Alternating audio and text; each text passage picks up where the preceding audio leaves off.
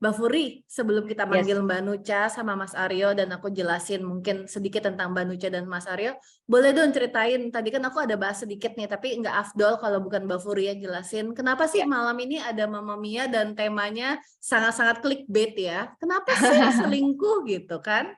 Iya, betul. Sebenarnya ada beberapa alasan, mungkin saya coba untuk flashback sedikit gitu ya.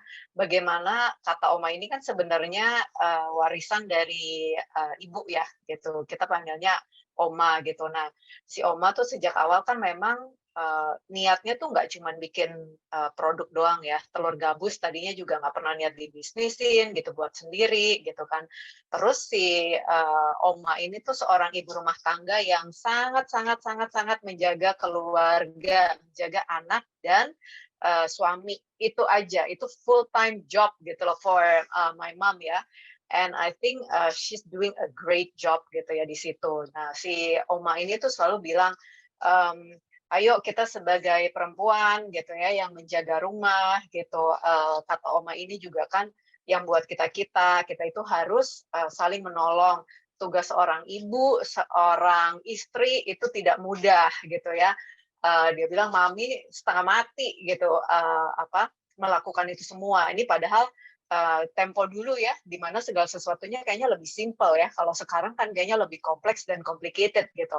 Tapi oma ini udah berpesan ke saya gitu. Jadi waktu pas maraknya banget ini selingkuh gitu kan, waktu ngobrol-ngobrol gitu kan sama si mami gitu, ya beliau bilang ya, itu kok kayaknya makin lama makin rame gitu. Intinya coba dong kata oma lakukan sesuatu gitu ya gitu. Terus saya juga ngobrol-ngobrol gitu ya sama temen yang masih single, yang sudah menikah, yang masih pacaran segala macam, ini tuh selalu berputar tentang hal ini gitu ya, tentang selingkuh karena memang lagi naik banget ya kayaknya media gitu karena selebriti semua gitu. Jadi tuh benar-benar saya menangkap keresahan dan kekhawatiran ya gitu dari para perempuan ya terutama gitu. Tapi kemudian saya lihat juga mungkin yang cowok-cowok gitu ya, teman-teman saya mereka juga mulai gerah karena istrinya jadi kayak curigaan-curigaan banget gitu kan. Jadi saya malah merasa ini wah ini benar-benar kita ayo angkat ke permukaan, kita bicara dengan expert atau yang sudah pengalaman di bidang ini gitu ya. Kita tanya jawab, kita interaksi di sini gitu. Jadi paling enggak tujuan malam hari ini itu tuh kita benar-benar dapat pembekalan yang berarti untuk para kesayangan oma semua di sini gitu ya. Kayak gimana sih membina relasi yang baik? Emang selingkuh itu apa sih? Tapi fokusnya saya tidak ingin ke selingkuh itu apa, kenapa bisa selingkuh gitu ya. Kemudian kita fokus di situ, kemudian kita paranoid ya gitu. Jadi kayak gerak-gerik gitu kan, kok suami saya begini, kok suami saya biasanya pulang jam segini, kok ini belum pulang, kok ini belum ada kabar gitu ya. Nanti saya mau ngobrol juga nih sama Mas Aryo gitu, kalau misalnya saya rasa nggak perlu suami ya, kita sendiri juga sebagai yang cewek-cewek gitu, kalau kayak wah semuanya kayaknya curigain gitu kan gerah juga ya gitu. Jadi jangan sampai kekhawatiran kita ini kita salah mengekspresikannya, malah jadi bikin pasangan kita gerah, malah yang tadinya nggak kenapa-napa jadi malah kenapa-napa nih amit-amit ya gitu. Jadi malam hari ini kita akan bicara tentang itu sih. Wah, excited banget ya. Jadi ini ternyata sungguh bikin terharu. Ternyata yang menginisiasi semua itu adalah Oma sendiri nih. Jadi Oma memang tepat sekali kita punya moms, kita panggil kesayangan Oma karena memang kesayangan gitu. Jadi lagi ada isu apa dipikirin gimana caranya kita bisa memberikan give back gitu untuk Yes, yes. semua kesayangan Oma di sini. Oke, Yes. aku rasa semua pasti udah nggak sabar. Sebelum aku memanggil Mbak Nucha sama Mas Aryo, aku akan kasih tahu latar belakangnya. Jadi kenapa sih kita pilih Mbak Nucha sama Mas Aryo? Karena salah satunya yang bikin kata Oma tuh sangat terinspirasi oleh pasangan ini. Mbak Nucha dan Mas Aryo adalah CEO dan co-founder dari Parent Talk. Siapa sih yang nggak tahu Parent Talk ya? Kayaknya kita semua nih yang sudah jadi parent, buru-buru follow Parent Talk, buru-buru follow Good Enough Parents karena kita mau belajar juga bareng-bareng karena semua kontennya itu sangat-sangat membangun. Dan nggak cuma sampai di sana, Mas Aryo sama Mbak Nucha juga bikin curhatan Bapak Ibu podcast di YouTube maupun di Spotify, di mana di sana mereka membahas lebih banyak tentang hubungan suami istri. Jadi sangat spesial bagi kami, kata Oma, bisa mengundang pasangan ini.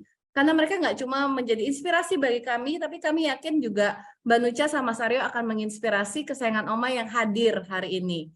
Jadi kita akan segera mulai, sudah 7.30, buruan. Yang sudah daftar, temennya dipanggilin, karena sayang banget kalau kelewatan. Aku sendiri juga sudah sangat excited. Jadi silakan untuk tim multimedia meminta Mas Aryo dan Mbak Nucha untuk unmute dan di spotlight. Oke, sudah di spotlight, silakan di unmute untuk multimedia. Halo, Oke, halo, selamat malam Halo, Mbak Nucha, Mas Aryo. malam semuanya. Kesayangan Oma. Halo, Ibu Furi. Hilang-hilang nih kita ya kayaknya ya. Iya Mbak Nuchanya, nggak apa-apa kalau nggak pakai background, it's okay. Oh nggak apa-apa. Biar lebih kelihatan Mbak Nucha sama Mas Aryonya. Oke, thank you. Boleh fine. banget, boleh nih. Bentar ya. Oke. Ini udah warna bajunya udah kata Oma banget kok. Jadi udah terwakilkan dari dress code. That's fine. Oh, oke. Sip. Selamat malam Mbak Nucha, Mas Aryo, sehat semuanya? Apa kabar? Sehat, alhamdulillah. Kita Gimana tadi kabarnya? sambil ngemil loh. Bener, sambil nungguin kita. Memang pas banget lagi nonton. Terus. Lagi nonton Zoominar, emang enak banget makan kata Oma. Tetap Iya. masuk ya. Oke, so aku nggak berlama-lama lagi. Waktu dan tempat aku berikan kepada Bu Furi dan Mas Aryo serta Mbak Nucha. Selamat menikmati kesayangan Oma, selamat belajar. Terima kasih Yuli. Selamat malam sekali lagi pasangan ini couple goal ya. Mbak Nucha sama Mas Aryo, akhirnya kita bertemu di screen ya. Kemarin waktu briefing kayaknya cuma selintas-selintas gitu. Thank you banget Mas dan Mbak, malam hari ini saya excited banget ya untuk bisa screen bareng sama pasangan ini yang saya selama ini mendengar podcastnya, mendengar lihat dari Instagramnya, kepoinnya satu-satu gitu kan. Jadi malam hari ini kita just right to it ya, kita ngobrol yang gimana ya, saya pernah bilang kayak kita ngobrol santai, tapi kemudian dibilangin nggak bisa tentang masalah selingkuh itu kita nggak bisa bawa santai gitu. Saya bilang oke, baiklah gitu. Jadi saya pikir kayaknya nih, tadi kan saya sudah sempat share juga ya, concern-nya ini tuh luar biasa. Saya rasa namanya Mas Aryo sama Mbak Nucha pasti setiap hari itu udah banyak banget tuh ya yang share langsung tentang hal ini. Saya aja ibaratnya sebagai spectator tuh, observer tuh kayak berasa banget aura kekhawatirannya gitu ya. Mungkin selama ini banyak yang curhat juga sama Mas Aryo dan Mbak Nucha juga gitu tentang perselingkuhan ini gitu kan. Jadi saya ingin tahu nih, saya juga udah sempat baca juga, udah sempat dengar juga yang podcastnya ya gitu tentang perselingkuhan. Udah ada berapa seri nih. Saya bilang, wah ini topik memang benar-benar ya berseri-seri gitu. Jadi saya pikir malam hari ini pingin ngobrol langsung. Yang pertama-tama saya pingin supaya saya tahu di sini banyak nih yang udah kenal dan fans sama Mas Aryo dan Mbak Nucha juga. Cuman mungkin ada beberapa yang belum kenal juga gitu ya. Pingin tahu sampai bisa ke keluarganya seperti ini sebelumnya, pacarannya berapa lama, kemudian nikahnya berapa lama. Saya tahu putrinya udah 2. Kemudian apakah landai-landai berbunga-bunga terus gitu ya. Mungkin ya secara ringkas, singkat aja, boleh sharing Mas dan Mbak. Ini masih mute ya? Oke.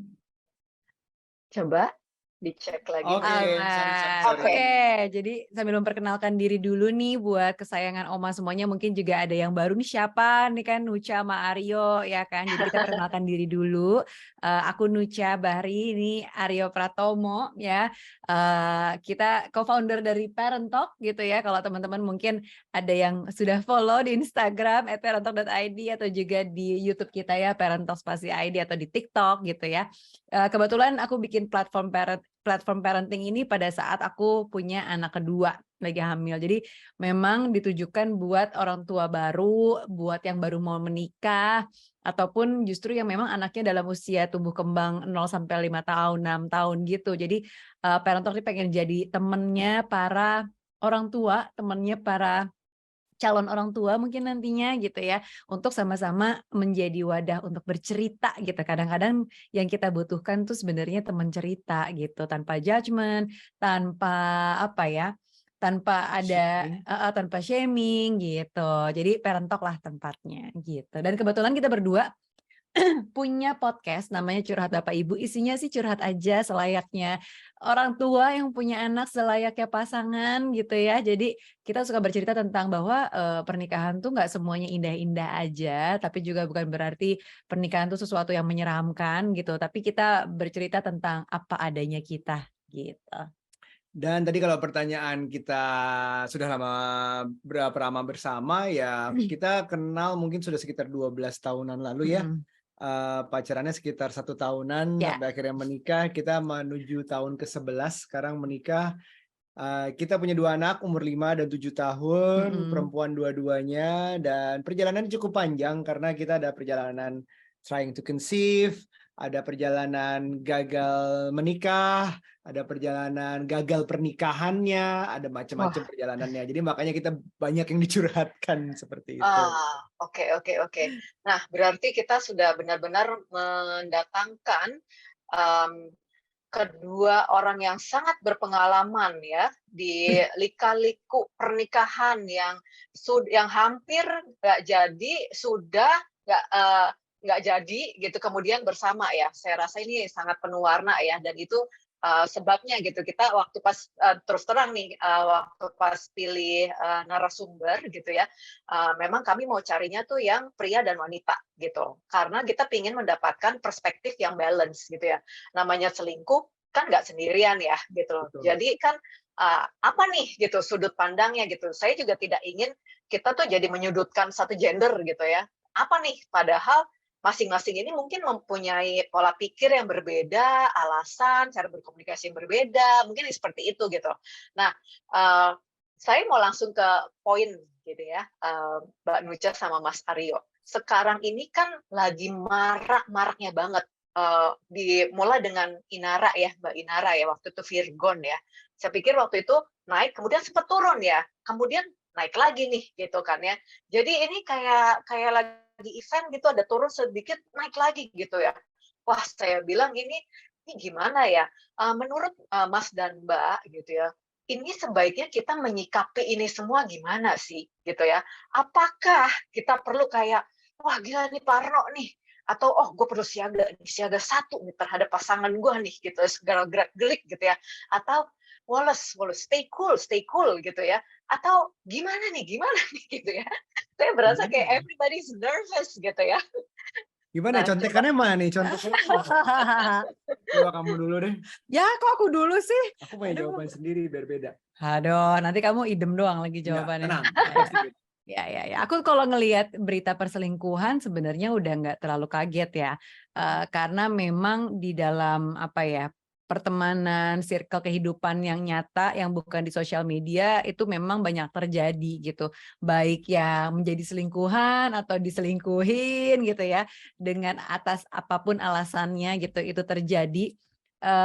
Baik itu di rumah tangga yang rasanya memang udah berantakan, bahkan justru di dalam rumah tangga yang kelihatannya happy-happy aja, perselingkuhan itu bisa terjadi gitu. Jadi kalau ada berita, mungkin artis-artis lebih kelihatan ya, terblow up ya isunya, lebih Iya. viral ya, karena Iya. mereka tokoh, apa namanya, public figure gitu kan. Itu sebenarnya ya kebetulan aja dengan profesi tersebut jadi ke-blow up. Padahal sebenarnya di level yang kayak kita orang biasa gitu, yang bukan artis, selebritis juga itu pasti bisa terjadi. Karena aku sendiri tapi merasa bahwa apa yang terungkap di sosial media, di media massa dan lain-lain, itu justru bisa kita lihat dari berbagai perspektif gitu. Yang satu, pertama, buatku itu tetap namanya aib keluarga ya, yang sebenarnya nggak harus kita ramaikan gitu, karena bisa saja terjadi kepada diri kita sendiri loh gitu kan, atau ke keluarga kita. Jadi cukup tahu aja untuk secara responnya. Kemudian yang kedua adalah ngelihat dari, mengambil learnings dari apa yang terjadi gitu. Kayak misalnya kan kita suka dengar, walaupun kayak aku nih sebenarnya nggak terlalu ngikutin, berita-berita artis yang selingkuh dan lain-lain gitu, karena buatku setiap orang atau permasalahan atau isu-isu kayak gitu bisa terjadi dengan siapa aja, atau jangan sampai aku juga terjadi kayak gitu kan. Ya. Tapi aku mencoba mengambil learnings-nya. Itu yang terjadi kenapa sih gitu. Dan ketiga, membuatku belajar untuk ngelihat suatu permasalahan dari berbagai perspektif, dari 3 hal. Apa kata dia, laki-lakinya, apa kata yang sisi perempuannya, dan apa yang sebenarnya menjadi kenyataan. Karena kadang-kadang kalau di sosial media, di ya media massa, itu kan misalnya ada perspektif atau omongan dari pihak lakinya doang nih, atau misalnya dari pihak perempuannya doang. Padahal sebenarnya the truth tuh ada gitu loh. Ya, jadi ada 3 pihak gitu. Nggak bisa kita kayak kadang-kadang kan jadinya kita bias ya untuk ngebela pihak ceweknya aja yang tersakiti misalnya gitu, atau misalnya ngebelain pihak lakinya aja kayak gitu-gitu kan jadinya bias. Padahal sebenarnya ada antara apa yang aku katakan, kamu katakan, sama the truth tuh ada gitu. Jadi itu aku belajar bahwa ngelihat sesuatu untuk nggak selalu cepat berpihak atau reaktif terhadap sesuatu. Itu sih mungkin kamu menambahkan soal perselingkuhan ini. Aku mau menambahkan bahwa mau kapanpun, lagi sekarang lagi marak, terus besok hilang, tapi perselingkuhan nggak akan kemana-mana sih sayangnya. Kayaknya akan ada terus. Karena kalau kita mundur jauh ya, dari peradaban manusia mungkin baru sekitar 500-600 tahun terakhir bahwa kita melakukan yang namanya monogamous relationship, 1 sama 1. Tahun-tahun sebelumnya lagi itu udah zaman yang sulit di mana nggak bisa sama satu individu. Iya dong, kita zaman kerajaan, zaman penyebaran kekuasaan, penyebaran agama, kita lihat berapa banyak pasangan yang dimiliki raja-raja segala macam sampai puluhan istri itu juga ada. Karena memang dasarnya manusia itu berangkat dari, bukan manusia aja, bahkan binatang lain itu juga berasal dari yang tidak bisa setia. Nah, ini bukan berarti kita akan selamanya seperti itu. Memang manusia berevolve, beradaptasi. Jadi memang ada masanya di mana kita harus berusaha untuk itu nggak terjadi. Oke, saya bukan membenarkan selingkuh, bukan sama sekali. Tapi memang kalau kita santai aja nganggap hubungan itu adalah, oh yang penting udah cinta, tenang aja, dia nggak akan kemana-mana. Oh dia udah cinta sama gue, udah pasti nggak akan kemana-mana. Manusia berubah, manusia bisa beradaptasi, ada yang berubah lebih baik, ada yang berubah lebih buruk. Jadi kalau kita nggak berusaha, mau itu dalam keadaan baik-baik atau keadaan nggak baik, apalagi, ya tetap kita harus berusaha bekerja keras untuk hubungan ini. Jadi kalau tidak diusahakan, ya itu pasti kejadian sih. Karena pada kodratnya ada sedikit dari kemanusiaan ini yang nggak bisa sama satu orang gitu, sayangnya. Itu mungkin hard truth-nya begitu ya kalau untuk ditambahkan ya. Jadi kalau kita mindset-nya udah ditaruh kayak gitu, oke, kita jadi ngerti. Kita harus berusaha untuk nggak selingkuh. Harus berusaha untuk hubungan ini lebih baik gitu-gitu. Iya. Thank you Mbak Nucha sama Mas Aryo, ini benar-benar ya dari zaman baheula gitu ya, udah mulai dikupas dan juga sekarang apalagi dengan segala macam teknologi, fasilitas gitu, keterbukaan gitu ya, kayaknya celahnya tuh semakin banyak ya. Tapi di sini mungkin yang sama-sama kita setuju, jangan kemudian fokusnya itu ke berita-berita selingkuh, selebriti segala macam, terus kita di rumah malah jadi enggak saling menjaga gitu ya Mas ya, dan juga kita sendiri juga malah jadi kayak distracted, padahal yang harus kita fokusin rumah tangga kita sendiri gitu ya, pasangan kita gitu, jangan sampai juga terlantar gitu ya, kebanyakan overwhelmed sama gosip-gosip di luar gitu ya. Oke, thank you. Nah, saya ingin tahu sebenarnya definisi selingkuh itu apa? Karena saya sudah mulai kebanyakan baca juga mungkin. Karena ada yang bilang kayak, oh definisinya beda antara pria dan wanita gitu loh. Oh batasannya tuh di mana gitu. Atau perlukah pasangan itu kayak, oke, kita deal ya, boundariesnya segini ya gitu. Apakah seperti itu atau apa sih ini definisinya nih sebenarnya mulai dari mana sih? Sulit ya. Nah, sulit nih kalau ngebahas soal definisi, karena aku yakin setiap orang tuh punya batas toleransi. Nah, makanya kenapa definisi selingkuh tuh setiap orang pasti beda, setiap pasangan pasti beda. Mungkin aja menurutku kalau misalnya Arya WhatsAppan sama cewek, siapapun itu aku anggap itu selingkuh, bisa aja. Tapi mungkin sebaliknya, menurut Aryo sebenarnya kalau WhatsAppan doang sama cewek, kalau urusan kerjaan gimana? Kalau urusan memang ini teman lama gimana? Itu bisa aja menurut dia nggak selingkuh. Jadi batasan tuh sebenarnya tergantung disepakati aja. Itu hal yang perlu disepakati sih sama pasangan. Karena Iya. itu berpengaruh juga kan soal boundaries kita, boundaries keluarga gitu.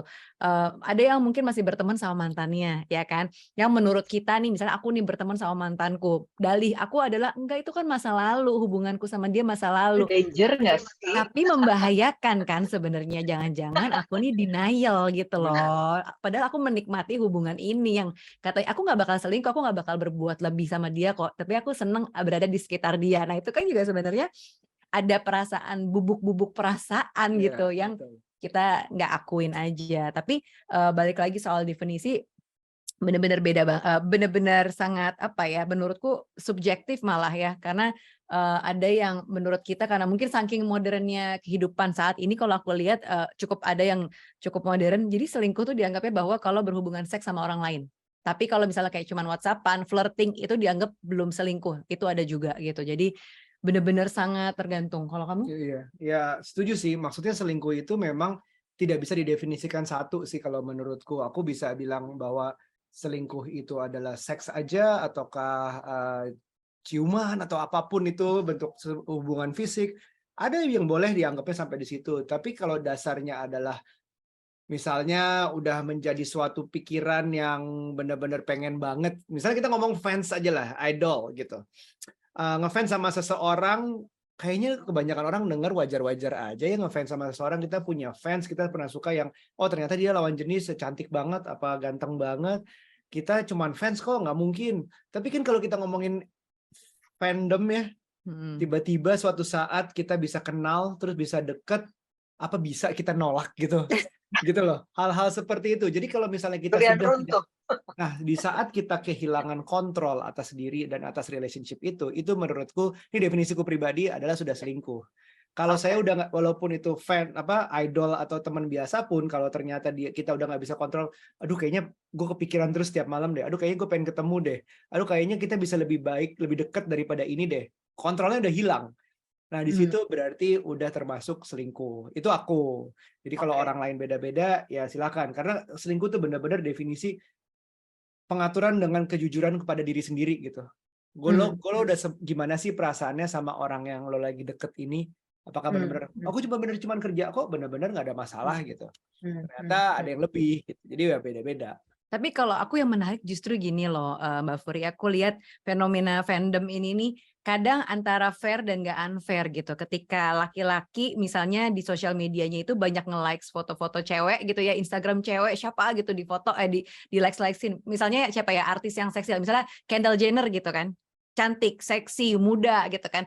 Terus misalnya laki-laki seneng banget nih nge-likesin atau even misalnya komen gitu kan ya.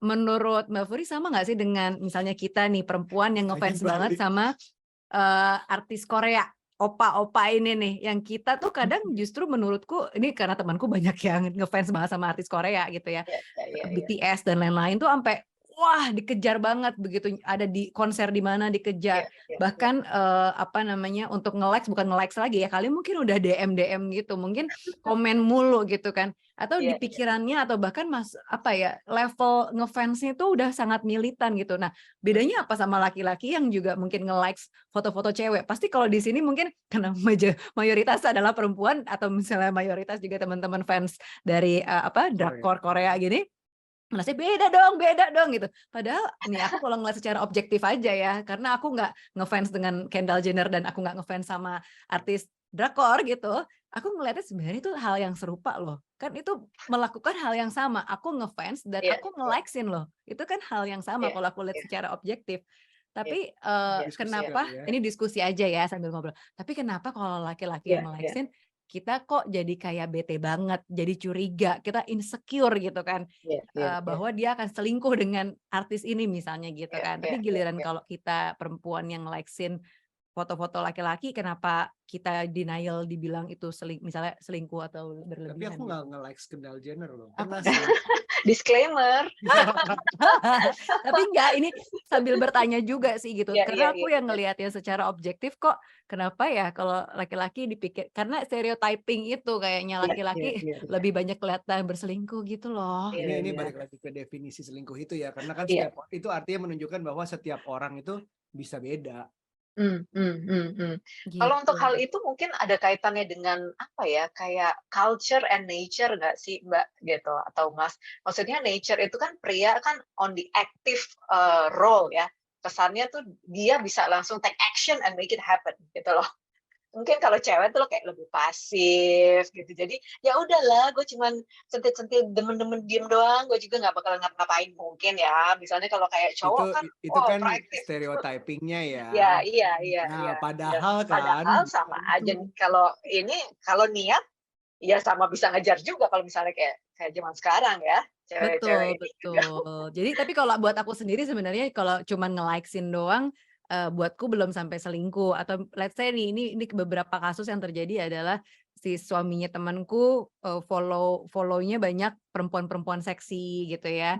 Terus pas ditelusuri kok dia nge-likes gitu ya. Itu mungkin belum tahap selingkuh, tapi ada kecurigaan, bikin insecure sih sejujurnya kalau memang Karena ngarap istrinya kayak gitu gitu. nggak tahu juga, cuman maksudnya insecure banget nih orang berarti kan, apa yang ada di pikiran dia apakah selalu tentang perempuan seksi dan cantik kah apa Insecure. gimana? Jadi bikin insecure dan mungkin ada apa ya, bumbu-bumbu lainnya karena menurutku sendiri selingkuh tuh bukan satu-satunya faktor ketidakbahagiaan di rumah atau kayak satu-satunya pemicu masalah di rumah gitu. Justru buatku kan aku sempat kemarin share ya di Instagram story-ku nih teman-teman, kalau ada yang sempat lihat mungkin ngelirik-ngelirik gitu. Aku tanya, "Sebenarnya menurut kalian selingkuh tuh apa sih? Apakah itu sebab atau akibat?"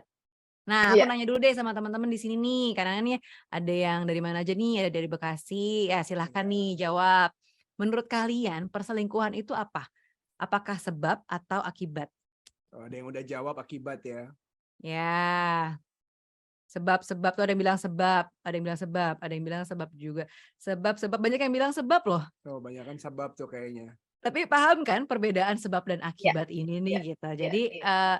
sebenarnya paling banyak juga hasilnya apa namanya, di tempatku tuh ada yang bilang memang sebab ini sih Kebanyakan gitu. sebab ya. Tapi kalau ini bisa dilihat dari berbagai kacamata ya teman-teman. Betul. Apakah ini sebab, apakah ini akibat? Karena sebenarnya perselingkuhan buatku sendiri bukan satu-satunya faktor perusak rumah tangga gitu, karena pasti di baliknya kalau apa ya, trace back gitu ya ke belakang, bahwa sebenarnya pasti ada masalah lainnya gitu. Jadi perselingkuhan ini cuman menjadi apa ya, bab on top of the iceberg gitu loh Jadi untuk secara tidak langsung Nucha bilang ini adalah akibat. akibat. Kalau buatku, karena mungkin pertama bisa aja faktor komunikasi yang nggak berjalan Betul, baik, ketidakpuasan satu betul. sama lain Iya. sebenarnya, Iya ketidakterbukaan. iya. Aku setuju banget ya. Maksudku menurutku akibat tuh banyak selingkuh itu definisinya sebagai akibat dari suatu Iya hubungan yang macam-macam. iya iya. Entah itu masalah ekonomi yang kurang lah, atau masalah duit hilang, atau duit yang nggak kebagian, atau bla bla bla, atau masalah komunikasi tadi yang Nucha bilang, atau memang sudah tidak kebahagiaan. Akibatnya adalah Iya selingkuh. Jadi menurutku iya iya. selingkuh tuh nggak jarang terjadi selingkuh itu bener-bener plong, nggak ada apa-apa, happy-happy, Iya semuanya everything perfect, tiba-tiba iya selingkuh. iya Itu iya. itu jarang banget terjadi. Kalau ada, memang ada, bukannya nggak mungkin, tapi jarang banget terjadi. Pasti ada sesuatu gitu yang kita mungkin nggak tahu. Jadi ya definisi selingkuh tuh bisa macam-macam banget gitu. Iya iya Dan iya. selingkuh juga sebenarnya kan bisa disebabkan karena adanya kesempatan itu gitu. Kalau misalnya kesempatan yang nggak ada benar-benar tertutup rapat gitu kayak misalnya tetap puas sama pasangannya, happy dengan pasangannya, mungkin celah-celah untuk dia mengenal perempuan lain atau laki-laki lain tuh justru tertutup gitu sih sebenarnya. Tapi yang bilang sebab juga nggak salah sih, karena Iya, dia bisa jadi. akibat dari sesuatu, terus dia selingkuh, sebabnya lanjut lagi banyak lagi gitu. Iya Jadi iya iya. gara-gara dia Kayak selingkuh terus makin kan? ngaco lagi, Iya menggulung iya gitu. iya iya Bisa. iya iya. Karena ada yang memang jadi gini, ada jadi pertanyaannya gini, kemarin aku sempat nanya kan, banyak yang juga yang komen adalah, "Ah, selingkuh tuh udah penyakit, udah turunan," gitu. Nah, Waduh. aku nih pernah menarik banget karena seolah-olah bahwa selingkuh tuh ada di dalam sifat yang ada di dalam genetik DNA kita, di dalam darah, padahal tuh enggak. Nah, ini nyambungin, Ica nambung tadi kalau nggak salah ada yang nulis bahwa gimana kalau dari orang tuanya yang selingkuh gitu, pasangan Iya, orang tuanya tuh selingkuh. Apa saya gimana nih? Saya akan jadi seperti orang tua saya apa enggak? Kalau nggak salah iya, tadi dia nanya iya, kayak gitu. iya, Betul. iya, Nah, iya, tenang iya. aja kalau misalnya kamu merasa bahwa orang tua kamu atau kamu adalah produk dari orang tua yang berselingkuh, itu nggak ada di dalam DNA kita gitu. Karena selingkuh tuh sesuatu yang nyata, yang kelihatan. Dan aku pernah ngobrol sama seorang psikolog klinis gitu ya, namanya Mbak Ana Satrio. Kalau misalnya lihat di Instagram juga, aku pernah ngangkat soal selingkuh ini. Jadi menurut Mbak Anas, perselingkuhan tuh sebenarnya bukan turun-menurun, tapi justru karena apa yang kita lihat, apa yang kita saksikan, kenyataan bahwa misalnya nih let's say ayahnya yang selingkuh ya. Ayah selingkuh itu adalah hal yang mungkin, oh jadi tuh dalam rumah tangga selingkuh tuh bisa terjadi ya. Sehingga dia ngerekam di alam alam Bawah sadar. bawah sadarnya bahwa oh dalam relationship, dalam hubungan selingkuh itu bisa terjadi, normal terjadi atau nggak apa-apa terjadi gitu, sehingga ketika dia punya relasi dengan orang lain, dia pun juga akan melakukan hal yang sama karena dia ngelihat atau meng-capture atau mengambil secara tidak sadar apa yang dia lihat dari orang tuanya. Betul. Jadi bukan sesuatu yang tadi ya dibilang ada di dalam DNA. darah atau turun-menurun, itu enggak, tapi justru apa yang kerekam gitu. Tapi kita bisa kok untuk memutus mata rantai itu. Ketika kita sadar bahwa wah, apa yang dilakukan orang tua kita ini salah, nggak benar, yang namanya relationship tidak seperti itu. Aku tidak mau seperti itu. Kalau kita udah sadar, coba deh cara-cara yang untuk healingnya pasti banyak juga, kayak menyadari apa yang benar dan tidak benar, menyadari apa yang harus aku lakukan, mungkin juga memaafkan diri dan memaafkan orang tua sehingga tidak masuk ke dalam unconsciousness kita gitu ya. Jadi kita punya relasi yang memang lebih netral gitu dengan orang lain, dengan pasangan kita. Jadi ya memutus untuk bahwa gue nggak mau ini kejadian lagi di relationship gue gitu. Lebih Iya, kayak gitu iya. sih. Itu Hmm. bukan sesuatu yang menular juga kok selingkuh. Atau menginspirasi gitu ya. Menginspirasi bisa juga sih kalau dari pertemanan kadang, Iya, itu oh benar tuh. pasangannya. Makanya gini-gini, ada prinsipnya juga ya Bab, kita pernah dengar dari teman, jadi surround yourself Iya. with Iya, good couples gitu. iya, Jadi iya, supaya kalian tuh terjaga dari yang betul. namanya selingkuh-selingkuh. Kalian punya Iya. inspirasi dari couples yang memang Iya. kita belajar untuk lebih Iya, baik gitu Itu sebagai dalam pasangan. semua hal sih, kalau bukan cuma betul. relationship doang, dalam semua hal Mm-mm. kalau kita mengelilingi diri kita dengan orang-orang yang positif, yang ke jalan yang benar, otomatis kita kebawa kok pelan-pelan. Dan sebaliknya kalau Betul, negatif, termasuk betul. misalnya selingkuh itu, kita juga kebawa. Saya juga tahu Ya. kok punya pertemanan yang ala udah nggak apa-apa, santai aja, nggak akan Iya, tahu. Kita lagi iya, iya. jalan-jalan, mana tahu istri lo di rumah, bla bla bla. Wah itu ini kalau gue lama-lama main sama mereka bisa nih, nggak bener nih gue nih gitu. Jadi Iya, emang iya, iya, iya. emang ada feel-nya seperti itu, bisa jadi banyak banget Iya, faktor-faktornya gitu. iya, iya, iya. Oke. Nah, balik lagi kita tadi sudah muter-muter nih tentang perselingkuhan. Kalau Maaf ya. saya nggak apa-apa, Mas, nggak apa-apa. Ini karena memang biar apa ya, segala kegalauan, kebingungan, keresahan kita address dulu gitu kan. Tapi tadi yang menarik yang kalau saya nangkapnya ya, kayaknya nih kita justru segala sesuatunya itu mesti mulai dari foundation-nya gitu ya. The foundation of the relationship itu sendiri gitu Ya, kan. betul. Maksudnya komunikasi kah, saling percaya atau apa. Nah, saya tuh pingin kayak supaya Mbak Nucha dan Mas Aryo ini berbagi, where do we start sih? Kita mulai dari mana nih? Misalnya even dari from the basic sekalipun gitu ya, kenali pasangan kayak apa, kemudian berelasi dengan pasangan itu gimana, setting the boundaries itu gimana, surround yourself with good people misalnya, yang kayak gitu-gitu tuh. Jadi mungkin kita mulai balik lagi, go back to basic lagi begitu kali ya, Mas dan Mbak ya. Supaya Ya. nggak yang kayak kemana-mana, tapi basicnya ini masih loose gitu ya. Ya saya lihatnya mungkin kalau kondisinya kurang solid, jadinya malah rentan ya kena apapun rentan nih gitu. Nah, gimana nih Mas dan Mbak? Silakan Aryo cerita nih. Jadi aku baca bukunya nggak ada di sini ya. Jadi kita juga pengikut podcastnya Jay Shetty. Kita nonton Jay Shetty kemarin di Singapura. Kita baca bukunya Eight Rules of Love ya. Eight Rules of Love. Sebenarnya dasarnya bukan di hubungan kita. Dasarnya hubungan kita sebagai pasangan. Dasarnya banget adalah di hubungan kita dengan diri sendiri. Itu yang susah. Oke. Jadi kita punya kebanyakan manusia lah ya, bukan semua, kebanyakan manusia punya ketakutan untuk sendiri. Kayaknya hidup sendiri itu adalah suatu ketakutan mutlak. Padahal dalam bahasa Inggris ada 2 kata kesendirian, yaitu loneliness dan solitude. Loneliness tuh yang kayaknya negatif banget, bahwa waduh gue takut nih sendiri, nanti yang ngurus gue kalau udah tua siapa, nanti gue cerita ke siapa, nanti gue keluh kesah ke siapa. Padahal sebelum kita menakutkan itu, kita harus menikmati yang namanya solitude. Artinya dalam kesendirian kita bisa nyaman banget sama diri sendiri. Jadi kalau kita udah nyaman, kita bisa baca buku, bisa traveling sendiri, bisa nonton sendiri tanpa terganggu. Pentingnya ada notifikasi. Zaman sekarang kan kalau nonton Netflix kan nggak ada notifikasi dikit langsung ngelihat, oh siapa tuh yang WhatsApp gue gitu. Jadi kenyamanan sendiri itu yang kalau itu belum dapat akan susah, karena ujungnya nanti kita akan menggantungkan kenyamanan itu di orang lain, di pasangan kita. Aku butuh Nucha nih untuk happy, kalau enggak aku nggak happy. Itu yang berbahaya justru. Betul. Oke. Singleness-nya malah ya Mas ya. Solitude-nya itu yang dicari. Jadi kalau misalnya amit-amit aja, karena walaupun Nucha nggak selingkuh pun kan umur Nucha juga bukan kita yang pegang. Kalau tiba-tiba Nucha itu amit-amit ya duluan, ya kita juga harus sanggup sendiri hidup. Maksud saya ngomong ini balik lagi ke dasar banget untuk kesendirian, bahwa it's okay to be alone, bukan to be alone as in kayak lonely, tapi kayak solitude-nya yang dicari.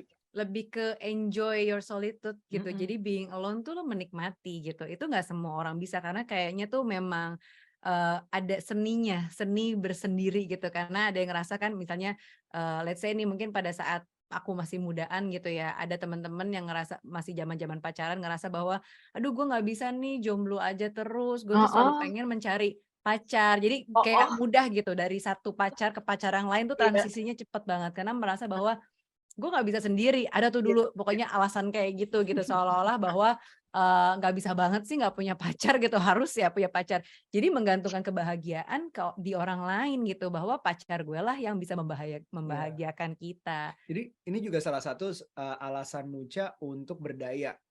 Jadi dia merasa bahwa ya tadi yang misalnya aku bisa aja selingkuh, aku bisa aja pergi duluan, meninggal duluan, bisa juga. Tapi dia nggak bisa berhenti hidup karena itu terjadi dong. Jadi dia harus bisa berdaya. Nggak cuma menggantungkan bahkan income, investasi, karir, segala macam digantungkan semua tuh ke aku. Jadi dia akhirnya bisa sendiri semuanya nih. Aku nggak ada, aku yakin dia bisa sendiri. Itu yang dicari. Jadi nggak setiap kali malah merasa bahwa aku butuh dia. Enggak, aku mau sama dia, aku memilih sama dia. Tapi aku nggak harus, aku mati kalau nggak sama dia, nggak gitu.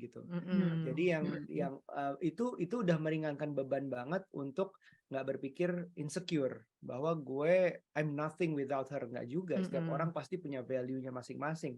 Setiap orang pasti ditunggu. Iya, jadi itu sih sebenarnya basic dari segala macam perselingkuhan, akarnya adalah bagaimana kita bisa menikmati diri kita sendiri gitu. Dan itu justru bisa kita tanyakan ke dalam diri kok.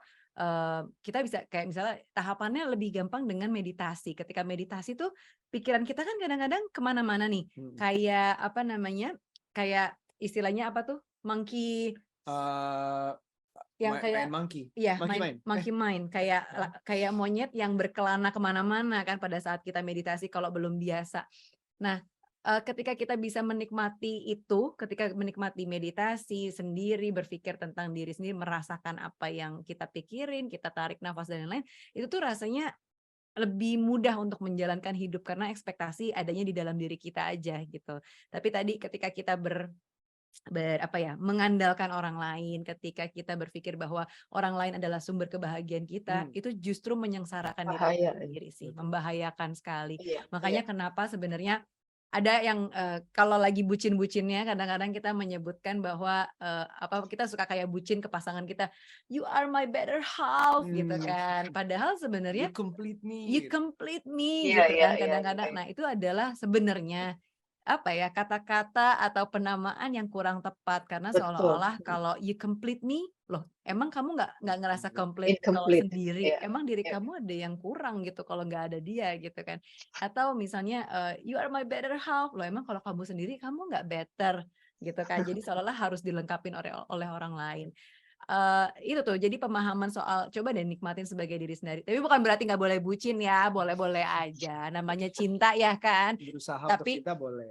itulah namanya ketika kita masuk dalam pernikahan, dalam relasi percintaan, jangan lupa untuk pakai juga logika selain pakai hati gitu. Kadang-kadang yang lebih banyak porsinya adalah hati ya kan. Jadinya tak ada logika kalau kata Agnes Monica. Oke, jadi kita mulai dengan enjoy ourselves gitu ya. Nah, kemudian ketika kita ketemu pasangan nih, babak selanjutnya kan nih, gimana nih, Mas dan Mbak, ketika ketemu dengan pasangan? Kan ibaratnya mungkin idealnya yang sudah utuh ketemu dengan yang utuh ya, yang nyaman dengan dirinya sendiri, yang sudah full, sudah komplit, sudah secure dengan dirinya sendiri, ketemu ya dengan yang serupa tersebut.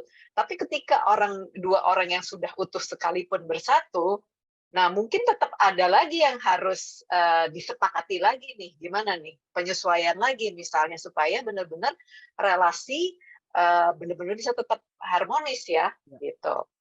Tujuannya kalau kita mencari pasangan, aku sih selalu percaya pada growth ya, pertumbuhan. Oke. Jadi kita mencari pasangan untuk belajar dari, artinya misalnya, oh Nucha dulu tuh ngerti sekolahnya tuh politik gitu. Aku jadi ngerti politik dari dia, belajar dari dia. Kedua, belajar bareng, yang artinya kita sama-sama nggak tahu, kita Jadi tahu. kita ikut workshop, kita ikut Belajar tenis bareng, sama-sama nggak tahu, sekarang jadi tahu, itu bareng-bareng sama-sama nggak tahu. Nah itu belajar bareng.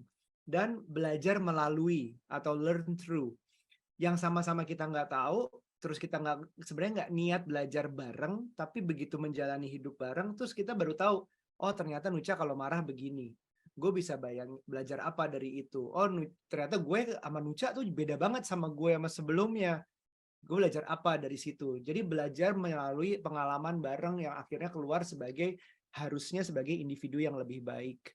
Jadi cari pasangan itu sebenarnya bukan diniati untuk melengkapi sesuatu yang kurang. Tapi kita udah cukup di satu level ini yang benar-benar kita oke. Tapi sebenarnya kita masih bisa potensi lebih gitu. Bukan kurang terus jadi oke, tapi oke jadi plus gitu. Kita menemukan pasangan yang membuat diri kita lebih baik, bukan hanya dengan belajar bareng, tapi juga belajar melalui. Itu yang aku alami sih. Jadi maksudnya walaupun awalnya secara tidak sadar ya. Jadi aku tuh, ini yang lucu banget waktu itu adalah aku merasa ya nikahin Nucha karena bucin-bucin aja. Aku kayaknya ini cantik nih, kayaknya harus kawin nih. Yang gitu-gitu banyak pakai hati. Tapi karena kita belajar juga, kita merasakan waktu itu pernah ikut workshop. Kita disuruh meditasi, pikir apa yang paling terpintas pertama kali tentang orang tua kita, bapak kita, ibu kita, kenangan baik, kenangan buruk. Ternyata kita tuh mencari apa yang tidak kita dapatkan dari orang tua kita secara tidak sadar nih. Contoh, ibuku tuh kalau marah meledak-meledak. Itu yang aku ingat tentang ibuku. Dan aku sama Nucha nggak pernah dibentak dia. Dia kalau marah nggak ada meledaknya sama sekali. Adanya aku didiemin sampai ditinggal tidur kalau marah. Jadi aku, oh iya ya ternyata aku tuh longing for something different. Something bukannya ibuku buruk, tapi memang gayanya begitu. Cuman ternyata saking seringnya kena aku dimarahin, aku mencari sesuatu yang berbeda. Aku pengen kalau aku salah dibilanginnya bukan dengan diteriakin, tapi dengan didiemin gitu. Jadi we look in our partners something that we couldn't find in our parents. Itu terjadi. Nah, itu unconscious kita seperti itu. Baru deh kita belajarin untuk mencari sekarang berikutnya. Sebenarnya gue mau jadi apa sih ke depannya, baru conscious-nya. Nah, itu panjang lagi deh. Nah, kalau Nucha gimana? Setuju sih, melengkapi yang Aryo cerita ini juga sifat yang kita punya saat ini, karakter, cara berpikir tuh kadang-kadang memang tadi ya, karena kita mengcapture bagaimana orang tua membesarkan kita, bagaimana orang tua tuh berelasi antara ayah dan ibu berelasi tuh terekam ke kita dan kita anggap itu adalah sesuatu yang benar dan boleh-boleh saja terjadi, walaupun itu salah sebenarnya gitu kan. Let's say kayak misalnya yang KDRT gitu ya, kita waktu kecil misalnya ngelihat orang tua KDRT gitu, terus begitu kita dewasa tumbuh berelasi, kita anggap bahwa mukul pasangan tuh hal yang nggak apa-apa karena di dalam relasi orang tuaku itu hal yang memang terjadi kok gitu. Jadi menurutku kalau aku marah aku harus kayak gitu juga gitu. Itu kan berarti sesuatu yang menurun kan, bukan sifat yang bukan dalam DNA kita tapi apa yang terekam di pikiran kita gitu. Nah, begitu juga dengan tadi ketika kita lagi marah. Nah, kalau Aryo tadi merasa bahwa orang tuanya suka ngomelinnya sambil teriak gitu ya, tapi aku malah diemin karena aku merekam ketika papaku marah sama aku gitu ya atau marah sama mamaku, tipenya yang diem gitu, yang ngediemin berapa hari. Karena aku di rumah adem ayem aja kalau lagi ada yang berantem orang tuaku nggak pernah tuh ada lempar-lemparan piring, terus ada teriak-teriak tuh nggak ada. Tapi mereka diem. Jadi silent treatment. Nah, itu kerekam di aku. Aku pikir hal-hal kayak gitu adalah hal yang baik dan hal yang wajar. Jadi aku rekam. Begitu aku menikah sama Aryo, marahku tuh bukan ngomel, jadinya diem. Jadi menurutku, wah kayaknya, tapi aku untungnya sadar juga bahwa, oh kayaknya aku harusnya nggak kayak gitu juga ya gitu. Aku merekam hal yang sebenarnya kurang tepat dari orang tuaku. Jadi aku belajar untuk kita akhirnya ketemu di tengah. Aryo yang orangnya teror banget, donder gitu ya, karena dia dulu suka didonder kalau lagi ada masalah gitu sama orang tuanya, dan aku yang diem gitu, silent treatment, kita akhirnya ketemu di tengah. Ini berjalan ya karena kita udah menikah, awal-awal bingung sih mungkin Aryo, aku pun juga bingung kenapa sih kalau lagi berantem kayak gini kamu harus nanya jawabannya sekarang juga, aku kan butuh waktu buat mikir gitu. Akhirnya, apa namanya, buat kita pada saat kita udah kembali baikan, kita baru bahas, "Aku tuh gini ngerasanya karena orang tuaku dulu kayak gini." Nah, dia juga akhirnya terbuka, cara marahnya dia kenapa kayak gitu, karena orang tuanya begini. Terus kita sepakati, dengan secara nggak langsung bahwa kita ketemu di tengah, kalau lagi berantem, Aryo stop untuk teror aku gitu, karena dia tahu aku butuh space, butuh tenang dulu, dan aku yang biasanya butuh tenang dan butuh waktu buat aku persingkat waktunya. Iya. Jadi aku dieminnya nggak lama-lama banget gitu, yang biasanya mungkin bisa 2 hari aku kasih silent treatment, jadi mungkin ya sehari lah atau kurang dari 1 hari aku udah bisa mikir lebih baik gitu. Karena nggak enak juga ya ternyata jadi Aryo didiemin gitu, dan sebaliknya mungkin buat Aryo nggak enak juga ya diteror lagi ngomel-ngomel gini gitu kan. Jadi kita ketemu di tengah-tengah gitu. Sampai sekarang itu terjadi sih kalau misalnya aku marah mungkin aku nggak langsung bales ngomong atau nggak langsung diemin dalam waktu yang lama, tapi bentar bentar bentar, aku butuh waktu dan ruang untuk aku sendiri dulu nih gitu. Karena aku tahu kalau aku udah ngomong itu pasti menyakitkan banget gitu kan. Aku Virgo soalnya, jadi kalau aku ngomong gitu. Dia tuh, ini aku kalau analogikan bercandanya tuh aku kalau marah tuh ya pakai bedil gitu. Sedangkan dia kalau marah tuh kayak yang suku primitif pakai sembutan terus aku langsung mati gitu. Iya, Tajam banget. aku soalnya sadar kalau aku ngomong udah to the point itu pasti kayak hard truth gitu buat orang tuh menyakitkan pasti gitu. Tapi ya udah deh jadi belajar lebih cepet gitu untuk bisa mengungkapkan juga. Oke, oke. Thank you. Ini dari tadi saya liatin HP karena banyak sekali pertanyaan, jadi harus kita mulai rangkum dan kita mulai Q&A. Thank you banget, Mas Aryo sama Mbak Nucha gitu. Tadi saya menangkap ya, yang pertama mulai dari diri sendiri ya. We have to enjoy the solitude gitu. Jadi yang utuh dulu gitu ya. Kemudian ya dengan baru kita dengan pasangan kita ya gitu untuk bisa saling membangun nih ya, goalnya justru saling bertumbuh dari satu sama lain melalui apa yang dipelajari bersama, yang dipelajari masing-masing seperti itu ya. Nah, saya mulai mau ambil questions dari audience nih, boleh ya? Boleh, Mas ya boleh. dan Mbak ya. Nah, ini saya banyak banget, jadi kesayangan Oma mohon maaf banget ini kami pilihkan pertanyaannya, nggak mungkin dijawabin semua, jadi saya ada beberapa pertanyaan aja.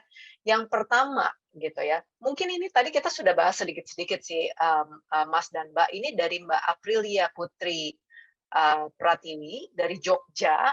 Ini selamat malam Mas Aryo dan Mbak Nucha, izin bertanya, apa saja yang perlu dipersiapkan sebelum menikah selain biaya agar kelak keharmonisan rumah tangga selalu terjaga? Pertama, ya. Terus, apakah hubungan pacaran yang lama menjamin setelah berumah tangga akan harmonis? Wah.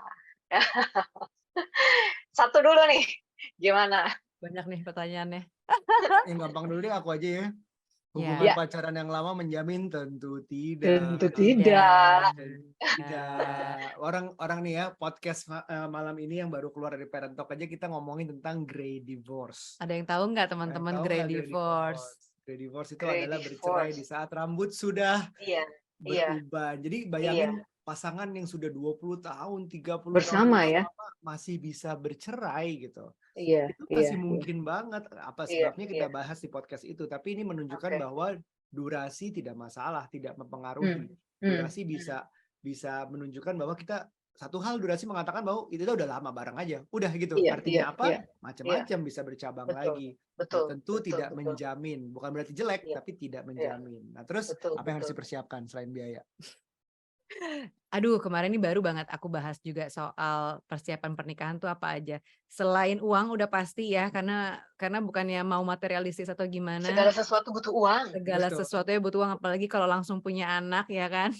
Udah pasti deh uang urusannya. Tapi secara mental nih, aku bahas secara mental, ada dua hal sih, secara mental dan secara finansial ya. Kalau secara mental tuh sebenarnya perlu disiapkan, kita tuh perlu yang namanya self awareness. Tadi tuh terkait dengan tentang diri kita, tentang siapa kita, tentang keluarga kita, mana sih yang baik yang bisa kita ikutin di nantinya ketika kita berumah tangga, mana yang tidak, memilah-milih yang kayak gitu-gitu. Pokoknya self awareness tentang diri kita. Kemudian kedua soal value. Kadang-kadang nih kelupaan, ketinggalan nih. Value hidup kita tuh apa sih? Value berumah tangga tuh seperti apa sih? Sama kayak prinsip-prinsip soal selingkuh tadi tuh. Definisi itu tuh masuk ke dalam value loh, gitu kan. Bahwa menurutku kayak misalnya value yang paling simpel aja ya buatku sebelum aku menikah, bahwa ketika udah masuk pernikahan, buatku tuh udah terkotak-kotak tuh. Maksudnya terboundaries, bahwa buatku berhubungan secara WhatsApp ataupun misalnya ketemuan langsung dengan laki-laki lain yang aku mulai agak, kan kita nggak bisa bohongin diri kita ya, kok agak suka ya sama nih orang gitu kan. Itu tuh sebenarnya udah salah, udah selingkuh juga gitu, Udah selingkuh alert ya Mbak perasaan. ya sebenarnya Udah ya. alert sebenarnya. Nah, jangan diterusin Kak. Kalau diterusin keenakan. Ya kan, malah jadi seneng nanti kitanya. Harus berani untuk aware bahwa wah, enggak nih, ini enggak bener, kita harus mundur. Ini udah masuk red flag kalau kata anak-anak zaman sekarang ya kan gitu. Jadi perlu yang namanya self awareness tadi, terus value-value tentang pernikahan, tentang kita nanti misalnya punya anak gimana gitu kan, terus mental tahu diri, emosi kita tuh di mana sih gitu, ketika kita orang yang mudah emosian gitu, atau justru kita orangnya nggak segitu mudah emosiannya gitu ya, itu tuh kita perlu tahu dan perlu juga kasih tahu ke pasangan loh, biar dia juga nggak kaget. Jangan kamu simpen, nanti aja lah kalau udah nikah baru aku tunjukin siapa diriku sebenarnya. Jangan, kasihan pasangan kamu beneran deh. Justru tuh tunjukin aja siapa diri kamu sebelum masuk ke dalam pernikahan gitu. Karena kasihan kan kalau misalnya pasangan kamu jadi terkaget-kaget gitu kan. Dan sebenarnya kasihan juga kalau kamu yang terkaget-kaget karena pasangan kamu menyimpan sebenarnya dia siapa gitu loh. Surprise, aku ternyata orangnya gini gitu. Kondisi untuk menerima kekurangan atau sesuatu yang bisa diimprove tuh justru enakan dari awal gitu. Aku tuh orangnya gini nih gitu. Jadi jujur aja apa sih yang jadi masalah. Kayak misalnya aku nih, kalau tadi aku bilang secara mental itu ya satu faktor mentalnya. Kedua faktor finansial. Soal kebiasaan-kebiasaan buruk di soal keuangan. Kayak aku tuh dulu karena masih muda banget ya, nggak ngerasa punya tanggungan. Buatku setiap kali gajian aku habiskan gitu. Jadi YOLO banget dulu gitu kan. Aku pikir pokoknya hidup untuk saat ini aja ya kan. Kerjaannya main aja, habis gajian udah tuh duit paling habis semingguan udah nggak ada gitu kan. Karena main mulu kerjaannya, nongkrong lah apa-apa gitu kan. Tapi begitu, terus aku punya kebiasaan buruk pakai kartu kredit tuh sampai mentok. Jadi bayarnya minimum lagi. Wah, pokoknya kacau banget deh. Nah, aku coba sampein juga nih ke Aryo gitu. Aku tuh begini-gini loh gitu. Terus tapi untungnya aku punya self awareness tadi. Menurutku nggak baik nih kalau di dalam pernikahan aku kayak gini, karena bisa jadi penyakit buat keuangan rumah tangga kita kan. Kalau aku melakukan hal yang sama gitu, apa nggak bahaya gitu. Jadi Sekarang Nucha investasi loh. iya, dari aku orang yang boros banget, aku sekarang berinvestasi loh.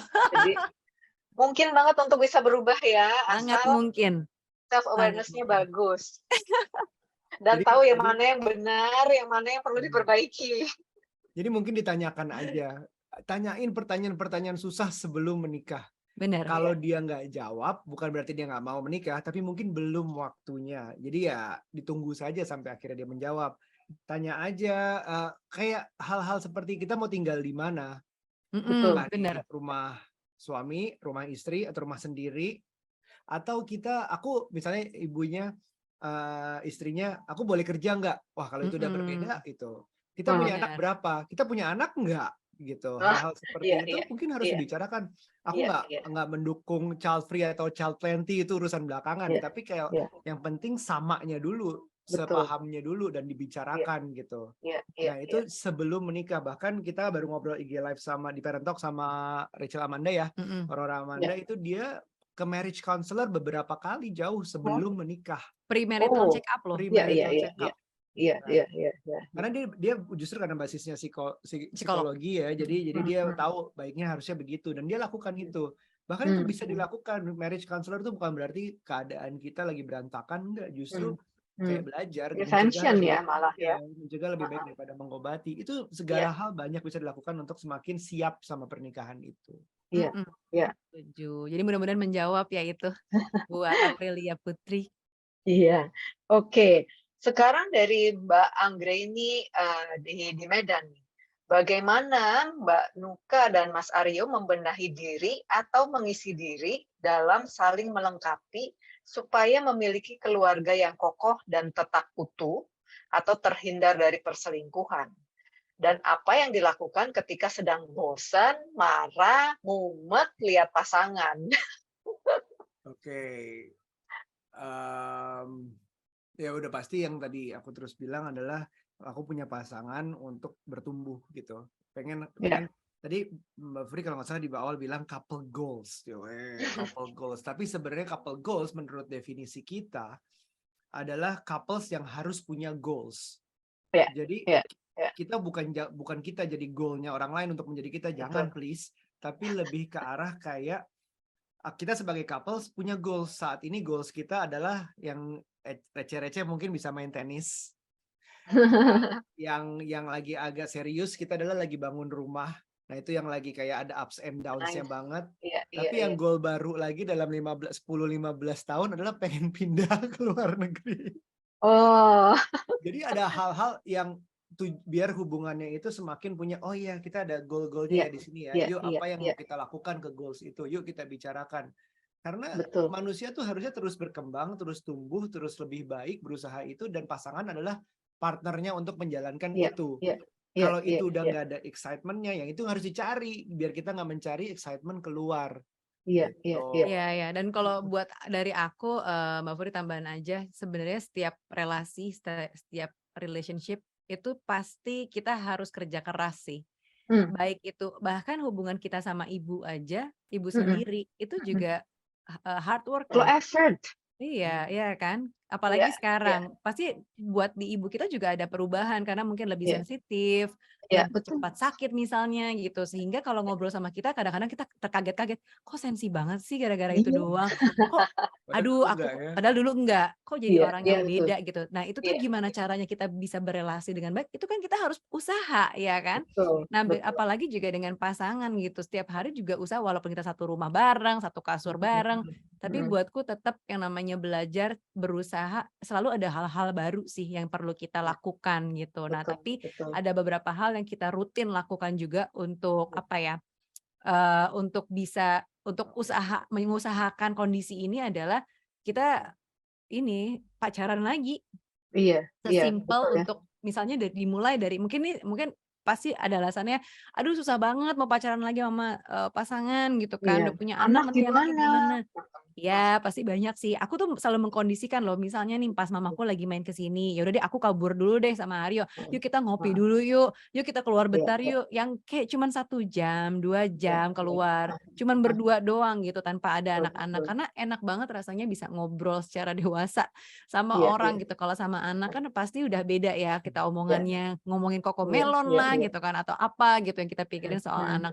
Tapi ketika kita berdua aja kita bisa Iya, menjadi iya, diri kita gitu loh. Jadi Nucha yang dulu, Aryo yang dulu gitu. Jadi itu sangat perlu sih iya, iya, iya. untuk apa ya, effort untuk usaha melakukan itu Jadi gitu. aku nggak pernah tuh bercanda kenalin mantan pacar. Enggak, soalnya masih jadi pacar. Kita masih Ah, pacaran terus. Pacaran nice. terus. Nggak ada tuh mantan pacar tuh.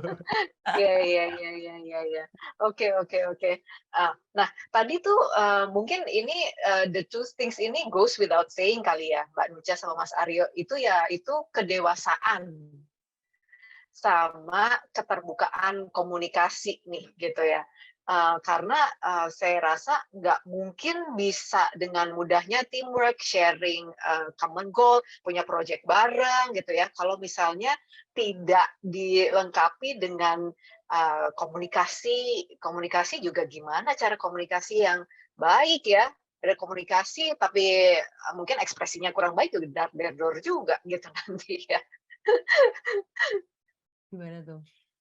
Gimana ya, komunikasi itu panjang ya. Iya, Ada segala macam ilmunya, cara mendengarkan, cara iya, didengarkan, iya, iya, betul. bagaimana kita menyetarakan, ada iMessage segala Iya, macam. betul, Tapi betul. komunikasi itu aku sama Nucha ngerasa bahwa kalau kita bisa udah ngobrol dan itu nggak akan hilang, harusnya nyampe sih semua komunikasinya. Karena Oke. hobinya tuh kita ngobrol gitu. Iya, Jadi iya, iya. Makanya punya kenyamanan, podcast. iya benar. Jadi kenyamanan ngobrol tuh memang nggak ada di semua orang, nggak ada di semua pasangan. Tapi ketika Iya, kita lagi masa-masa pacaran, kan isinya ngobrol doang sebenarnya. Sampai kayak kalau betul. telepon-teleponan coba kamu yang tutup duluan, enggak kamu aja gitu. Kayak Kok rasanya belum tutup? pengen ngobrol terus gitu kan. Dulu kayak gitu, begitu Iya, nikah iya, tiba-tiba jadi orang yang pendiam, jadi nggak mau iya, cerita, nggak ada komunikasi. iya, Padahal iya, sebenarnya iya, modalnya pernikahan atau modalnya relationship menurutku ada di komunikasi itu. Ketika kita udah nyaman ngobrol sama pasangan, kita bisa bercerita apapun tanpa memendam, tanpa berbohong apalagi, itu udah level kenyamanan yang luar biasa gitu kan. Dan itu memang harus dibiasakan dan dilatih sih, bahkan dari pacaran, begitu nikah pun juga harus kita latih harian gitu, gimana caranya kalau pasangan kita tuh sukanya gimana sih, dan aku tuh juga pengennya kayak apa sih gitu. Jadi kita iya, komunikasikan gitu. Jadi iya, jangan sampai kita memendam. Kalau memendam tuh iya. akibatnya adalah begitu ada satu masalah kita langsung meledak, Benar. atau justru saking kita memendam, ya udah deh Iya, kita pelariannya adalah tadi dengan ya selingkuh, itu. dengan Iya, ada iya, orang lain yang bisa mendengarkanku dengan lebih baik gitu kan. Pasti akan membandingkan dengan pasanganku nggak bisa dengerin aku kayak gini nih gitu. Pasti iya, jadinya iya, kemana-mana. Ini kan iya, juga iya, jadi sumber selingkuh gitu ya menurutku. Jadi iya, iya. ketika kita udah bisa ngobrol di level yang sama sama pasangan, atau mungkin tadi ya dengan kita bisa memberdayakan diri, itu juga salah satu cara untuk bisa connect sama pasangan. Jadi aku punya ceritaku sendiri karena Betul. aku punya Iya, keseharian dengan misalnya kalau aku iya, dengan pekerjaanku, Aryo juga jadinya ngerti, oh dia belajar sesuatu dari aku, oh hari ini iya, aku iya, belajar ini nih gitu. Jadi iya, selalu punya Iya, excitement gitu. betul. Kayak Aryo let's say dia abis datang event gitu. Nanti dia bisa cerita ke aku, tadi di event tuh acaranya gini gini gini loh. Ada iya, si iya, ini katanya kabarnya gini. Jadi nyambung gitu kita iya, kalau iya, ngobrol iya, gitu. iya, Itu iya, sih. iya. Terus kalau komunikasi itu udah susah, harus sadar dan minta bantuan. Mm-mm. Maksudnya minta bantuan itu mungkin utamanya kalau kita ada masalah, idealnya adalah menyelesaikan di antara kita. Iya, Cuman iya, kadang-kadang keadaan nggak selalu ideal, paham. betul. Aku mau menyarankan untuk minta bantuan ke expert. Expert Iya, itu iya, maksudnya adalah psikolog, psikiater, mm, marriage counselor, mm, tergantung kebutuhannya. iya, iya, Aku ngerti kalau ada yang cerita ke orang tuanya atau bahkan ke mertuanya. mm, Tapi selalu diingat bahwa senetral-netralnya, seobjektif-objektifnya orang tua atau mertua, kalau disuruh nyelamatin siapa yang tenggelam, pasti nyelamatin anaknya duluan gitu kasarnya. iya, Jadi perlu diingat itu aja saat ini, mungkin dalam keadaan yang punya mertua atau orang tua yang cukup netral, mungkin dia masih menganggap masalahnya gini doang, udah biasa, sini deh gue bilangin anak gue tuh gini misalnya. Tapi lebih ke arah harus coba kita bantuan profesional kalau misalnya komunikasi berdua aja nggak selesai masalahnya.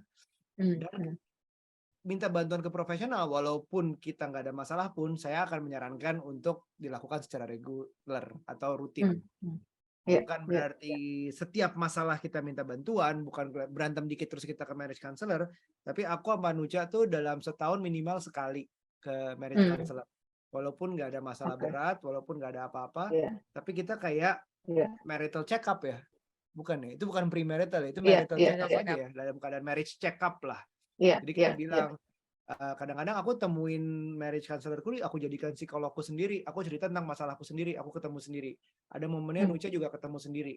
Jadi selalu self aware-nya tinggi, berusaha self aware tinggi. Oh, gue udah berusaha nih, tapi pasangan gue nggak mau melakukan hal yang sama. Ya udah minta bantuan ke profesional. Itu mungkin yang bisa aku sarankan ya. Oke. Tapi hubungan kita juga bukan yang adem ayem terus juga kok gitu ya buat Iya, teman-teman. benar, Tadi kayak nanyanya kan soal gimana sih biar harmonis, semua tuh perlu diusahakan dan kita berantem-berantem juga masih ada ketidakpahaman gitu. Apalagi kemarin ini kita habis pergi liburan, pulang-pulang liburan kita baru kayak berpikir, kok kamu gini sih, kok kamu gini gitu. Ada gitu rasa-rasa mau berantemnya ternyata kemarin-kemarin tuh selama liburan tuh dipendem baru kita bahas tuh pas pulang gitu. Ya kalau aku kan gini maunya gitu. Jadi kayak tapi untungnya kita cepat menyelesaikan ya dalam hitungan habis liburan langsung kita bahas gitu kan. Tapi intinya adalah nggak ada pernikahan yang indah-indah aja, tapi juga nggak ada pernikahan yang benar-benar selalu menyeramkan gitu ya. Kalau misalnya kita nggak mau menyelamatkan sih pernikahan kita. Oke, oke. Ini saya tanya lagi, apakah masih cukup waktu untuk satu lagi pertanyaan atau sudah time? Bagaimana ini? Masih bisa ya? Oke. Masih bisa, kita satu pertanyaan lagi. Ini menurut saya lumayan teknis ini pertanyaannya, Mas Aryo dan Mbak Nucha. Dari Cendi Cikarang mau tanya, apa pendapatnya tentang privasi pasangan? Wah, seru banget nih. Nah, makanya apa dalam hubungan suami istri tetap ada kata privasi atau sepenuhnya terbuka? Seperti handphone. Karena saya dan suami sama-sama tahu password HP, tapi saya sendiri nggak suka cek-cek HP-nya. Nah, gimana nih? Nanti kita akan cek apa ya? Kita cek WhatsApp, aplikasi ojol, aplikasi e-commerce, Google Docs, Google Sheets, apalagi tuh. Semua sekarang harus dicek ya kayaknya, capek ya. Tokopedia, Lazada, semua mesti dicek. Gimana tuh privasi? Gimana nih Mas dan Mbak? Aduh, ini juga ngomongin privacy adalah sebuah kesepakatan sih sama pasangan. Kadang-kadang memang ada diri apa ya, pasangan tuh yang ngerasa nggak nyaman kalau istilahnya dikoprek-koprek gitu kayak handphonenya, dompetnya atau tasnya.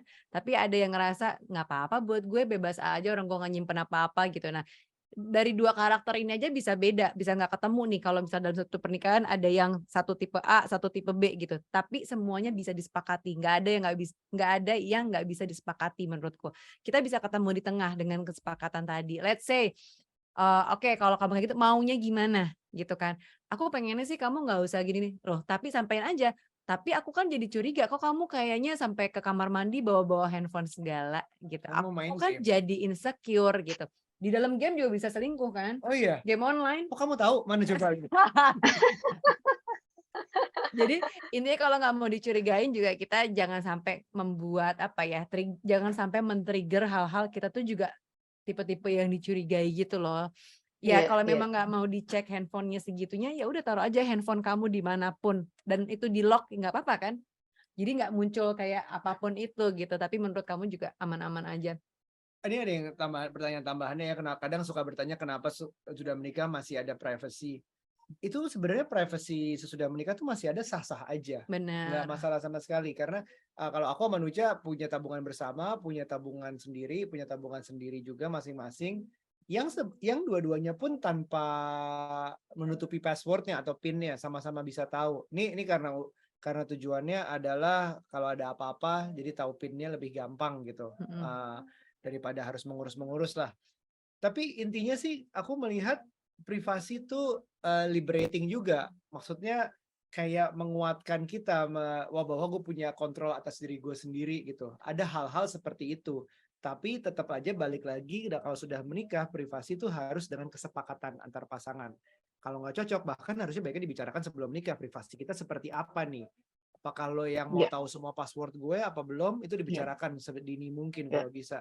Kalau mau ya udah apa nih konsekuensinya nih gini. Kalau enggak ya mungkin udah tahu bahkan sebelumnya nggak cocok, bisa jadi. Jadi benar-benar privasi atau enggak balik lagi ke keputusan pasangan itu. Ingat aja Iya. bahwa semakin banyak password, semakin banyak nggak boleh tahu, ya akan menimbulkan semakin banyak kecurigaan juga. Itu cuma normal sih. Kalau menurutku nih kayak seolah-olah dua hal antara privacy dan keterbukaan tuh seolah-olah musuhan dalam pernikahan. Sebenarnya nggak juga. Jadi di dalam pernikahan tetap ada yang namanya privacy, tetap harus ada yang namanya keterbukaan. Menurutku dua hal ini juga penting gitu. Karena pertama keterbukaan ya udah pasti komunikasi, kayak finansial kita juga terbuka. Tapi tadi sama kayak Aryo bilang, kita punya tabungan bersama, artinya kita bisa akses nih berdua, ya kan? Tapi Aryo juga tahu aku punya uang sendiri, istilahnya uang tabunganku, hasil kerjaku sendiri. Aryo pun juga gitu. Itu kan privacy gitu. Aryo nggak bisa pakai uangku, aku nggak bisa pakai uang dia tanpa apa namanya approval gitu ya, tanpa kesepakatan, tanpa izin gitu. Menurutku itu udah privacy. Jadi ada privacy di dalam keterbukaan kita juga. Bukan berarti kayak, oh iya Aryo bebas nih belanja pakai tabungan pribadiku gitu. Padahal sebenarnya bisa aja kok dia pakai uang apa namanya uang kita bersama gitu. Makanya kenapa perlu banget ada yang namanya keterbukaan juga dari awal. Jadi kita bisa sepakati hal-hal mana sih yang jadi privacy, mana sih yang enggak gitu. Jadi coba deh bahas kayak soal handphone gitu-gitu juga perlu dibahas sih sebenarnya. Bahkan kalau misalnya memang kita jadi curiga banget nih, kayak tadi ada yang bilang juga bahwa pasangannya WhatsApp-an sama perempuan yang kayak gitu-gitu. Kadang tuh sebenarnya rasa insecure kita membuat pikiran kita kemana-mana, membuat kita Iya. jadi curigaan, jadi nggak netral lagi. Langsung coba ditanyakan kalau memang sudah punya bukti satu, kumpulin buktinya dan lain-lain, itu bisa jadi pembuktian juga misalnya memang dia let's say selingkuh gitu ya atau apa gitu. Tapi jangan sampai menimbun kecurigaannya terlalu lama, terlalu panjang sehingga membuat pikiran kita tuh udah bener-bener apa ya, nggak netral Kemana-mana. lagi gitu, kita udah nggak waras lagi jadinya gitu, terlalu banyak kecurigaan itu juga nggak sehat sih, apalagi misalnya di rumah kita punya anak gitu ya, menurutku aduh, kasihan kalau anak-anak kita merasakan vibe seperti itu, gitu. What she said. Biasanya spesialis memang Mas Aryo menunjuk. Ya, ya, oke, thank you banget Mbak Nucha sama Mas Aryo. Ini buat saya pribadi juga dapat banyak sekali pembelajaran ya gitu. Tadi kita recap sedikit gitu tentang perselingkuhan gitu ya. Banyak sekali sebenarnya definisi ini yang perlu dirumuskan di dalam pasangan itu ya. Ranah sejauh mana privacy ya kan. Terus apa nih definisi selingkuh nih gitu kan, kesepakatan bersama gitu. Kemudian juga kalau bagaimana menjaga tentang relasinya ini yang terus bagus, itu sebenarnya mulai dari diri sendiri, comfortable with ourselves, enjoy the solitude gitu. Kemudian bisa punya project bersama, terus bersama, common goals gitu ya. Itu yang menjadi the bond itu becoming stronger ya, Mas dan Mbak Nucha. Dari saya sudah cukup sesi tanya jawabnya. Mungkin bisa balik lagi ke Yuli